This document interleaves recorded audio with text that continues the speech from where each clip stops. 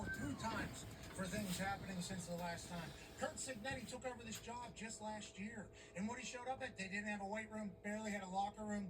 Do we have any NIL? We got a lot of it, but they don't really do football. They mostly do basketball. Why don't they do football? Well, because football doesn't really exist. I mean, we haven't had a sold-out stadium in like 45 years or something like that. Why would you even focus on it? Curt Cignetti immediately goes, I win. Google me. We're going to beat this team. We're going to beat this team. We're going to beat Michigan. Oh, yeah. And Ohio State, too. Last year, they go into Columbus and take on Ohio State and kind of show that they weren't ready for the moment just yet. They were having a great season, but they crumbled a little bit. I think they would say that if you were to ask them. Then they reload this year with some of the guys from last year. Curt Cignetti has an entire offseason, a full NIL situation, a gym, a program, a city, a state, an entire group of people, and they're the only undefeated team in the country. Congratulations to the Indiana Hoosiers. Who's up for Coach of the Year? Who's up for Coach of the Year? How about this guy, Cignetti, who is not only a walking, talking, electrifying individual who seemingly does everything the right way, but whenever you talk about evaluating talent on who you should spend money on, last year, they were the transfer portal kings. They came into the Big Ten and created a football program. That's literally what they did.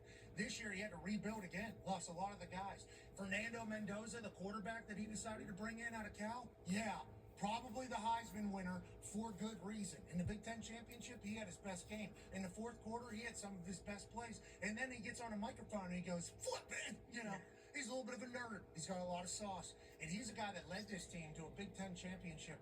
In that city of Blooming, this play right here. Let me get that. Is his roommate, I think? If I'm not mistaken, that is his roommate. He had a massive game, and that's only going to continue with Omar Cooper and Surratt. And you talk about everything else they have cooking. It's like Indiana's for real. Indiana are the Big Ten champs in football. And the college football playoff world has to be worried about facing Indiana at the Rose Bowl in the second round. Now, that's 3.5 weeks away. That's a long time. It's too far. Curt Cignetti said, yeah, we won, yeah. I got 3.5 weeks to make sure this team's humble and hungry still. Because if we look at what happened last year for the teams that got the bye into the second round, they all got their asses beat. Yep. Because the people that got to play in the first round seemingly found their groove, found their mojo, continue to play. Maybe even the first quarter, second quarter, not good because you're off 3 weeks instead or 2 weeks instead. So you still got to work off some of the rush. You get people back healthy? Yeah, but we just played our best football game. We just won the damn conference championship. Yeah, you got to do it again now in 3 weeks. That first round was good, I think, for some teams. Second round was not good for teams that had the bye. So we'll see if this year changes a little bit because it's not just the top 4 conference champions that are 1 through 4. Now it's the top 4 teams in the country. Congrats, Indiana, being #1 team in the country. That needs to be celebrated. That's a big ass deal. Congrats to Georgia. Congrats to Georgia. Congrats to Ohio State. Congrats to Texas. Okay, now those, Texas Tech, sorry, and those are the teams that get the bye. Now let's go to the first round.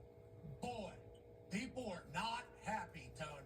And this is, I think, could have been the #1 storyline coming out of the weekend. This story shouldn't have been available until Wednesday morning because they should do this the same exact time that they do every other one, which is on Tuesday, as opposed to during NFL kickoffs. Not just, they do it right before NFL kickoff, which is good. You get like 35 minutes to really dive into it.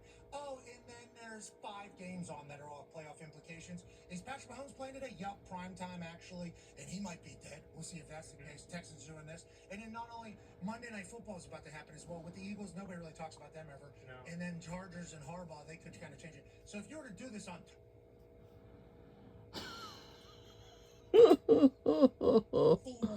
Full week of it. not that it isn't today, okay, because it is massive conversation, but it's kind of lumped in with the NFL Sunday. This needs to be its own damn day because there are so many implications on a decision being made by 12 people sitting in a room.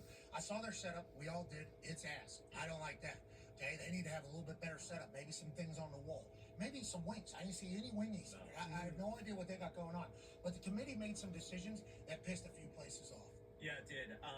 We will start right there with the teams that got left out after the bracket came out and potential reasons why they are mad. The biggest one being Notre Dame. Why? Because they were in the bracket basically the entire college football playoff. Every single playoff rankings that came out, Notre Dame was in the playoffs. So who should they be pissed at? The committee, because they were ranked there the entire time until the one that mattered. Then Miami jumped them, and they didn't drop Alabama. Alabama was the only team that didn't drop after losing a conference playoff game. Who else? BYU.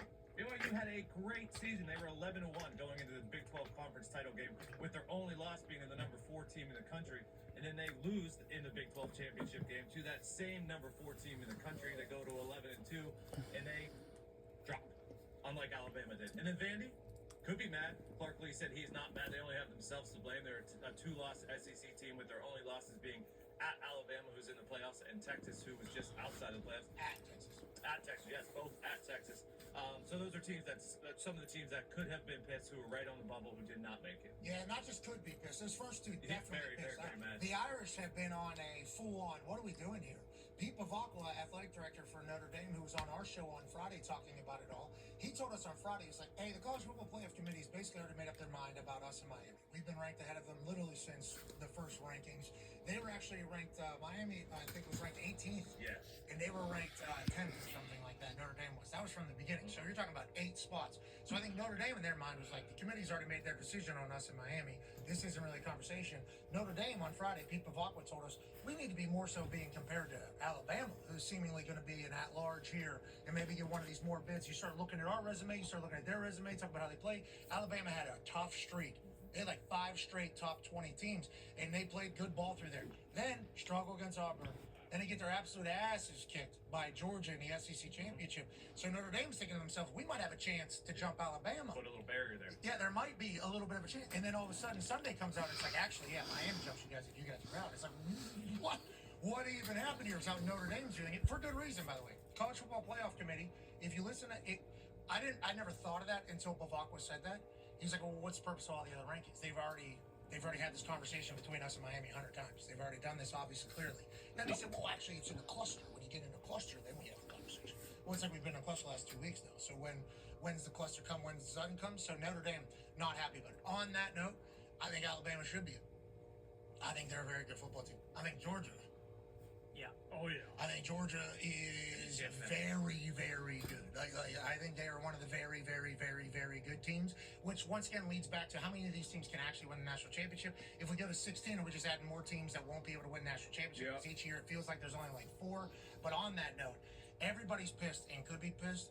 Tulane and James Madison getting 2 of the 12 spots in the Division I college football playoff. That's got to be fake. Is a crazy thing. It's a crazy thing. Now, I would like to let them know, congratulations. Without a doubt. Okay, that's not on Tulane or JMU. No, that this is how this is. This is how this shit is supposed to go. Yes. For the rest of them.